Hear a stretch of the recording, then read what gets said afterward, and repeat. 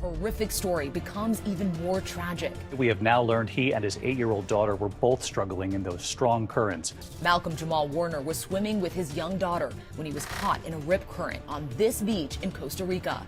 ABC News first reporting surfers noticed the two struggling. One surfer used his board to bring his daughter to shore, but volunteer lifeguards had to pull Malcolm and the other surfer from the water. On the shore, Malcolm was given CPR for 45 minutes. He told us in 2021 his daughter meant everything to him. Yeah, she's definitely daddy's little girl. Today, there are heartbreaking new details in the accidental drowning death of Malcolm-Jamal Warner. In the morning, Mr. Warner had surf lessons with his family. I spoke with one of the lifeguards in Costa Rica. He reveals Malcolm's 8-year-old daughter was also rescued from the water. There was a gentleman, I believe, from Nicaragua that was there with a practice surfboard and was able to get the daughter out. He put her on the surfboard and was able to kind of push her close enough to shore. She was okay. They found Mr. Warner pretty quickly. They could see a shadow on the bottom of the seafloor, pulled him up and put him on top of the surfboard and gave the 5 respirations. That was not successful. There were 2 other doctors that were there. They worked on Mr. Warner for at least 30 minutes, and then he was unfortunately pronounced dead. And the other man who was in critical condition, how is he doing? My understanding is that he's recovered and he's fine. How does something like this happen so quickly? Once you go under, it can happen within seconds. And as soon as you ingest water or you panic, that's when you sink. That day, the remote public beach had only a few dozen surfers, so volunteer lifeguards patrolled other locations. Would it have been a different outcome if there had been a lifeguard on duty that day? 100%. Having the personnel is what's critical. This would have been avoided. If you could send a message to his wife right now, what would you say to her? I'm extremely sorry for her loss, our loss. I wish we would have been there. Today, Malcolm's body was released to his family to be flown back to the U.S. The Cosby Show alum was intensely private, never sharing his wife or daughter's names. But as we saw in our many interviews over the years, they were always on his mind. We have a 3-nager. She just turned 3, so she's an official 3-nager. We are a nanny, we are a playmate, we are everything. So you're tired. You're tired. Yeah, oh my gosh. Yeah. A production. I hear you're. She goes, Mommy! Our daughter runs the house. Ladies and gentlemen, welcome to another episode of Nerd Chronicles, with your host, the socially awkward nerd Christian Paul speaking. And ladies and gentlemen, I come to you not in good spirits because unfortunately what happened. Let me start off with this. Some unfortunate news has happened on July 20th of 2025. That's around last Saturday. And we found out around the 20th. If I'm not mistaken, the 20th is last Sunday. Correct me if I'm wrong. Last Sunday, at the time of this recording, one of our beloved child actors and legendary actors at that, Malcolm-Jamal Warner, best known for his role in The Cosby Show and also best known for his role alongside Eddie Griffin. Let me try and find the actual TV show. Bear with me one moment. Yeah, Malcolm and Eddie on UPN. Yeah, around that time from the late 90s to 2000. I grew up watching those shows as well as The Cosby Show. Malcolm-Jamal Warner has tragically passed away due to an accidental drowning up at a Costa Rican beach, stemming from a rip current right at that beach with no lifeguards available, lots of warning signs letting local tourists know and actually letting local residents know and definitely foreign tourists know about the rip current and how powerful it is, and basically warning people to literally swim at their own risk. And they have the instructions in English as well as Spanish.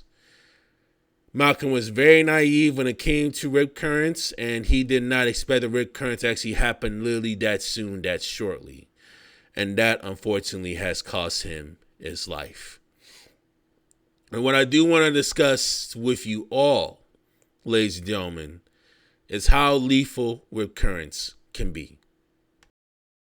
right now on the beach, and if you look closely, you can see some areas of discolored water going back out to sea. There's one right in the middle of your picture right now. That is a rip current, and I've been spotting quite a few of these, actually seeing a bit more. We saw one right in front of the Holiday Inn that was one of the strongest I've seen in a while. That one was going about, maybe 150, 200 yards back out to sea. So if you're coming to the beach tonight or tomorrow, be very careful. And again, it will get worse. Tomorrow will be the worst day because of that hurricane will pass its closest to Delmarva right before sunrise in the morning. It may even get a bit stronger overnight tonight. So we'll keep an eye on it. From Chopper 16, I'm meteorologist Dan Satterfield, high over Ocean City.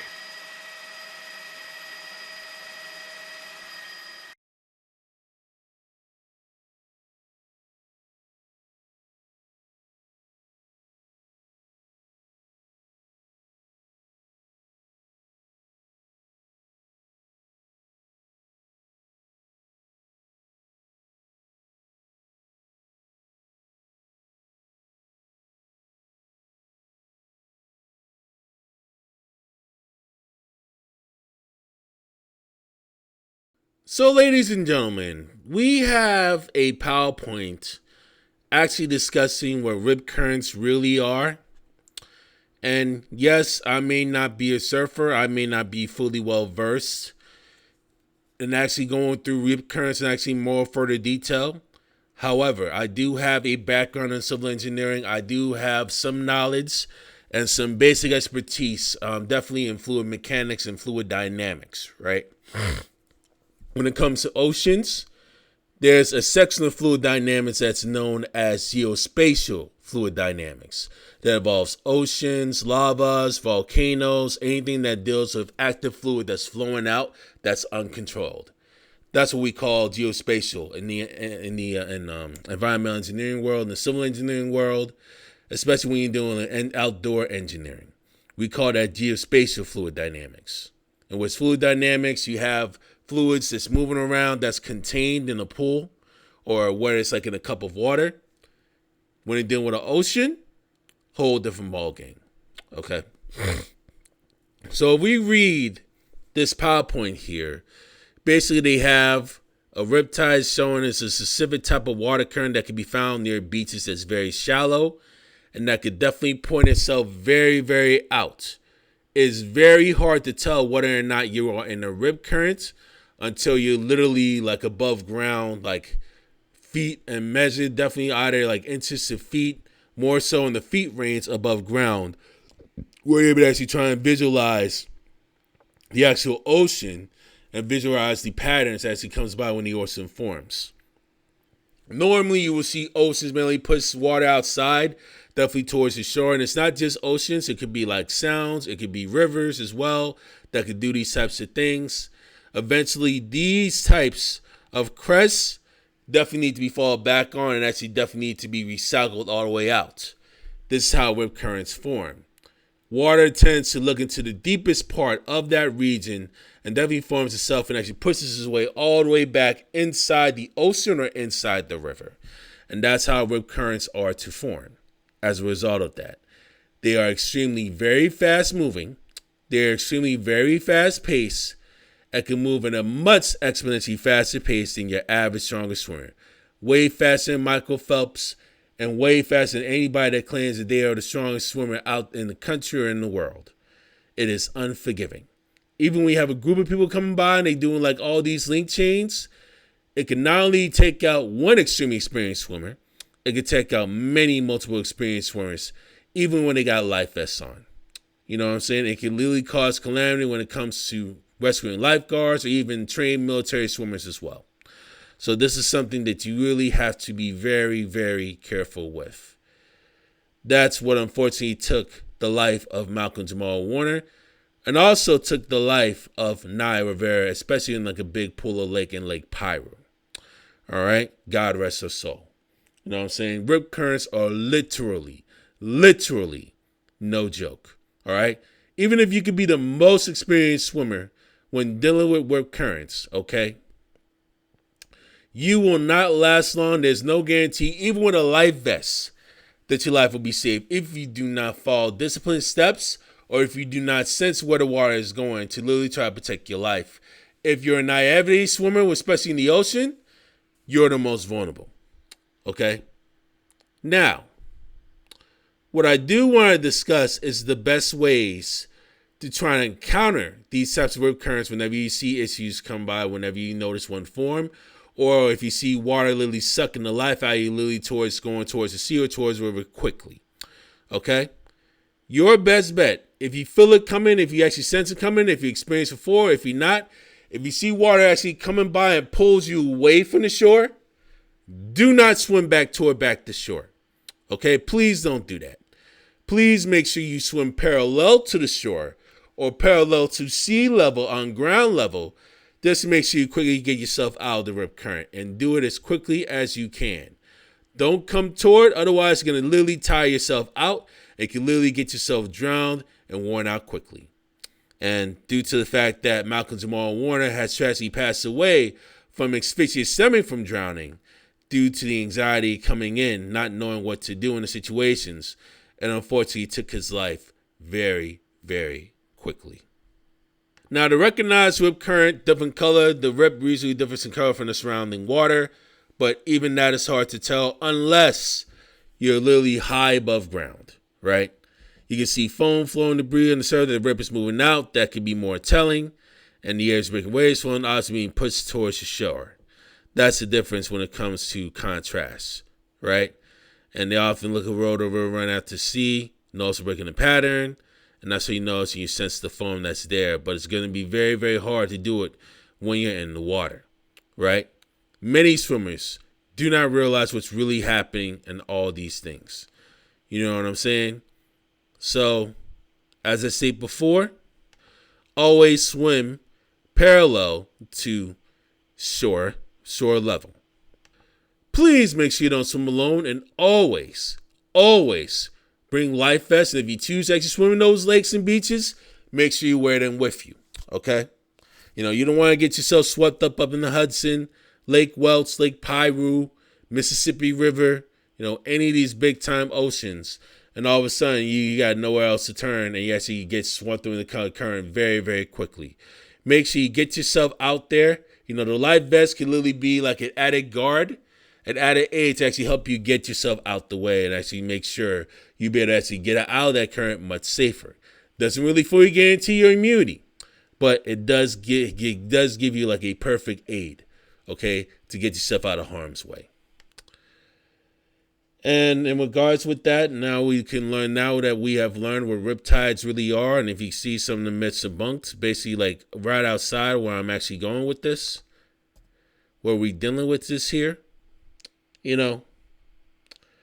this definitely be forewarned. Definitely protect yourself as much as you can, especially when it comes to the beach. And please take heed of red flags near beaches, as well as signs signaling that there's rip current areas where your rip currents are present. Okay?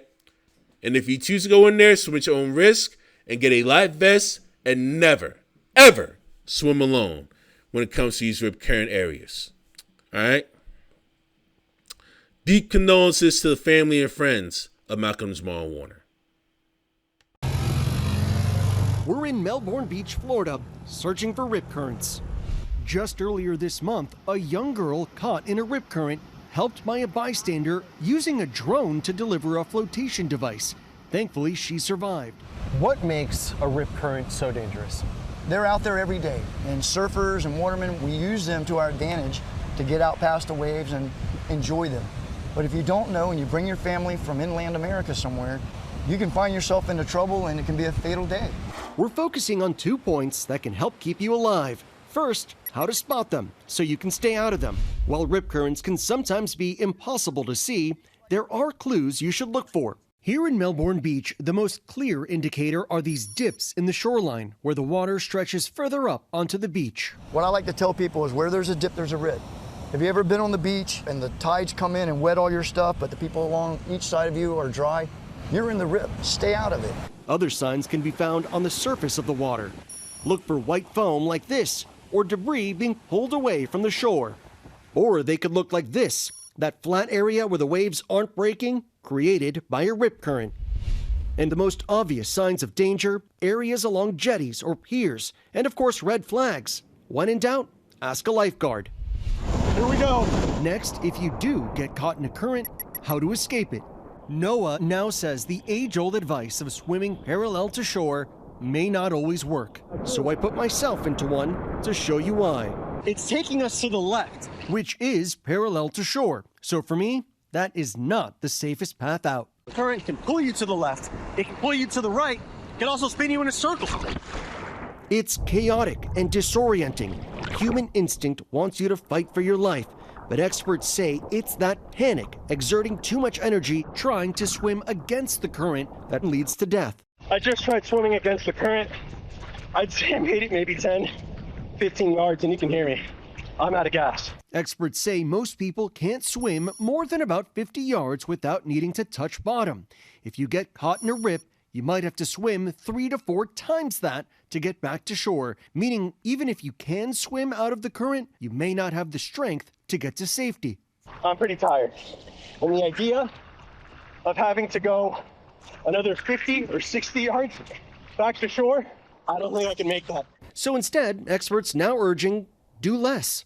The key is not to panic. Let that current take you out and then flip and float.